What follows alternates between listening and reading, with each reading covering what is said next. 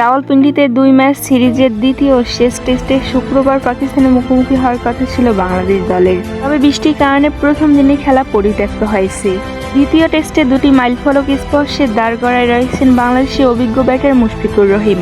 পাকিস্তানের বিপক্ষে দ্বিতীয় টেস্টে আর কিছু রান করলেই বাংলাদেশের প্রথম ব্যাটার হিসাবে টেস্ট ফরম্যাটে ৬,০০০ রানের মাইলফলক স্পর্শ করবে মুশফিকুর রহিম।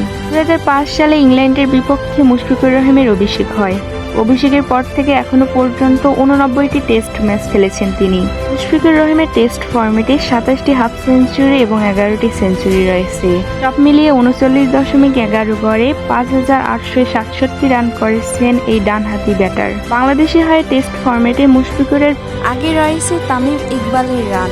তামিম ইকবাল এখনো পর্যন্ত ৭০টি টেস্টে ১১টি হাফ সেঞ্চুরি এবং ১০টি সেঞ্চুরি করে ৫,১৩৪ রান করেছেন। বাংলাদেশের পক্ষে টেস্ট ম্যাচে ৫,০০০ রান শুধুমাত্র এ দুজনেই রয়েছে। এছাড়াও ৩ ফরম্যাট মিলিয়ে আর কিছু রান করলেই বাংলাদেশের পক্ষে সর্বোচ্চ রান সংগ্রাহকের তালিকায় ১ নম্বরে উঠবে মুশফিকুর রহিম। ৩ ফরম্যাট মিলিয়ে বাংলাদেশের হয়ে ১৫,১৯২ রান করেছেন তামিম ইকবাল। এই মুহূর্তে মুশফিকুরের রান ১৫,১৫৯ আর মাত্র ৩৪ রান করলেই তামিমকে কাটিয়ে ১ নম্বরে যাবে মুশফিকুর রহিম। পাকিস্তানের বিপক্ষে প্রথম টেস্টে প্রথম ইনিংসে ১৯১ রানের অসাধারণ ইনিংস খেলায় ৩ ফরম্যাট মিলিয়ে তামিমের পর বাংলাদেশের পক্ষে দ্বিতীয় ব্যাটার হিসাবে ১৫,০০০ রান স্পর্শ করেছে মুশফিকুর রহিম।